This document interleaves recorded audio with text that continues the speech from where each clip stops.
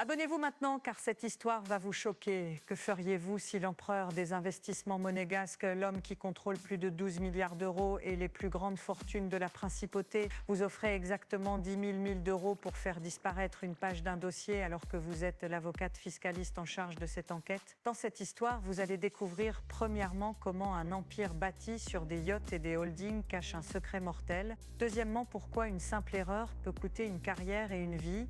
Et troisièmement, le secret qui transformera une ennemie jurée en celle qui tiendra son cœur. Restez jusqu'à la fin car le twist final va vous laisser sans voix, mais elle ne savait pas que sa vie allait basculer. À Monaco, les façades scintillent comme des bijoux. Lucien de Beaumont, surnommé l'empereur des investissements monégasques, a 48 ans, un sourire mesuré et une réputation de stratège impitoyable. Il possède des participations dans les banques privées, la Société des Bains de Mer et un portefeuille d'art moderne dont la valeur dépasse les plafonds. Il habite une villa surplombant le port Hercule, possède un appartement au Carré d'Or et se déplace en Aston Martin et en yacht blanc immaculé. Son pouvoir est silencieux mais total. On l'écoute quand il parle. Eva Moreau, 33 ans, est avocate fiscaliste à Nice, réputée pour son intégrité. Elle a des yeux qui voient au-delà des chiffres, une détermination forgée par des années passées à défendre des familles honnêtes contre l'opacité financière. Elle a grandi dans un petit appartement du Vieux-Nice. Sa mère lui a appris que l'honneur valait plus que l'or. Eva a reçu le dossier qui pourrait faire vaciller Lucien, des transferts obscurs, des holdings offshore, des comptes nommés sur des trusts d'apparence légale. C'est la plus grosse affaire de sa carrière et peut-être la plus dangereuse. Il y a une attraction improbable dès le premier contact. Elle, debout dans un tribunal du palais de justice de Monaco, voix claire et arguments ciselés, lui dans la galerie observant comme un général observe le champ de bataille. Mais ils ne peuvent pas être ensemble, pas tant que la vérité n'est pas établie. Le pouvoir de Lucien menace sa carrière, sa réputation intacte est la clé de son avenir. Si elle cède, elle perdra tout. Si elle frappe, il peut détruire sa vie privée. Si vous aimez ces histoires de pouvoir, likez cette vidéo. Ce qu'il allait découvrir allait tout changer, mais ce que personne ne savait, c'est que... phrase importante pour le cliffhanger, l'instant d'après, tout a basculé quand Eva se retrouve invitée par son cabinet à une réunion de médiation organisée au Yacht Club. Elle accepte par professionnalisme et par curiosité. La mer bruisse, l'air sent le sel et le jasmine. Lucien arrive, costume sur mesure, regard qui ne pardonne rien. La discussion commence par des chiffres, des fonds, des accords de non-divulgation. On parle de pourcentage, de clauses, de garanties bancaires, mais sous la table, leurs mains frôlent un document, une tension électrique traverse la pièce. La scène est décrite en détail, le toucher du papier glacé, le parfum discret de Lucien, une note d'ambre et de cèdre, le son feutré de ses bottines sur le tapis persan du salon privé. Eva sent son pouls s'accélérer, ses doigts légèrement moites, la salle semble rétrécir autour du regard qu'il pose sur elle. Leur chimie est instantanée et dangereuse. Elle observe la façon dont il parle au banquier, les silences qu'il impose, la manière dont une phrase froide peut faire plier un PDG. Elle sent que derrière les mensonges financiers, il y a une âme plus compliquée qu'on ne l'imagine. Professionnellement, tous deux risquent l'échec pour Eva, la mise à l'écart, l'atteinte à sa réputation, pour Lucien, la chute boursière, la perte de licence, peut-être même des poursuites internationales. Imaginez-vous à sa place, accepteriez-vous un verre avec l'homme qui peut vous acheter tout en sachant qu'il est celui que vous devez dénoncer? Commentez votre PDG français préféré. Ce qu'elle va découvrir va changer sa vie quand elle réalise que... Exact K345, mais placé conceptually et Rastis for next beat. La crise s'envenime, une fuite dans la presse locale accuse la bourse monégasque d'irrégularité. Les autorités exigent une collaboration immédiate. Lucien propose une solution inespérée, temporaire, secrète et exige qu'Eva travaille directement avec lui pour clarifier la structure des comptes. C'est une proximité forcée, de bureaux, une villa, des nuits à réécrire des contrats. Il passe des heures au Château Pienne, une demeure historique transformée en centre de conférences privées, dégustant Bordeaux et fruits de mer, marchant dans les jardins éclairés. Chaque nuit est un duel de regards.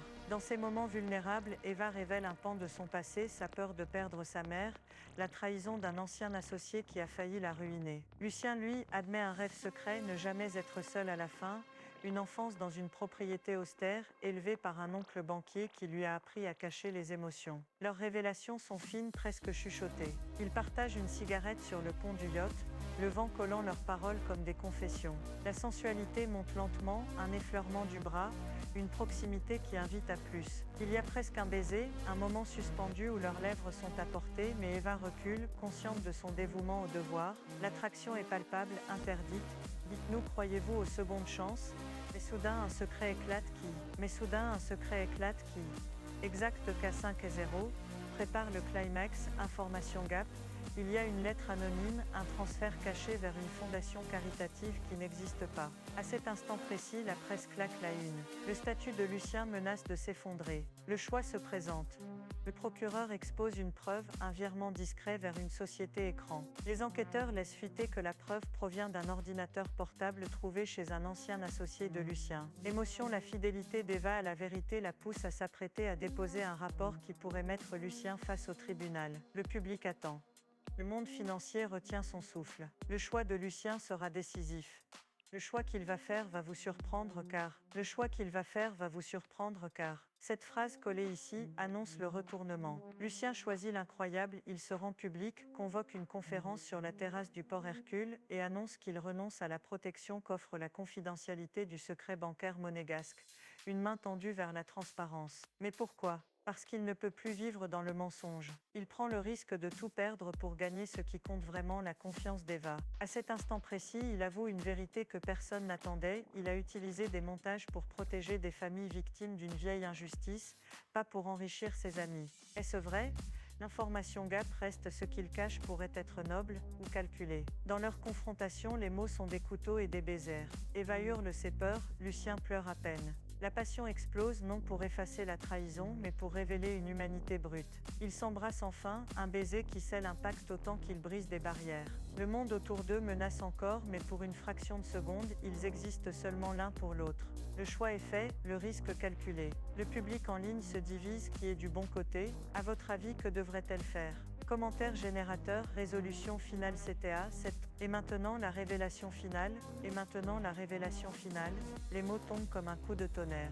Une enquête parallèle menée par un journaliste indépendant révèle l'existence d'une piste antérieure, une famille influente qui, il y a 20 ans, a blanchi des fonds volés et a menacé la vie de plusieurs témoins. Lucien avait été l'un des rares à protéger ses témoins en créant des structures légales. Sa manœuvre était illégale, mais elle a empêché des destructions plus grandes. La nuance change tout, il n'était pas seulement un prédateur, mais un gardien imparfait. Eva doit choisir, déposer le rapport et suivre la loi à la lettre, ou écrire un recours qui reconnaît la complexité morale de l'affaire et chercher une résolution qui protège les victimes tout en rendant des comptes. Elle choisit la vérité nuancée. Ensemble, ils négocient un accord public, transparence, restitution partielle, sanctions contre ceux qui ont profité illégalement. Lucien accepte de céder des parts, de financer des réparations et surtout de se soumettre à un audit public. Sa chute est possible, sa rédemption ouverte. La scène finale se déroule sous la tour Eiffel lors d'un dîner discret où Lucien fait un geste audacieux. Il remet à Eva un dossier non pas pour la corrompre, mais pour lui offrir le contrôle d'une fondation indépendante qu'il finance anonymement. C'est son acte d'amour, la confiance totale. Ils se tiennent face à la scène, les lumières reflétées, et comprennent que l'amour véritable ne nie ni le pouvoir ni la vérité, il les transcende. Cette histoire vous a touché ?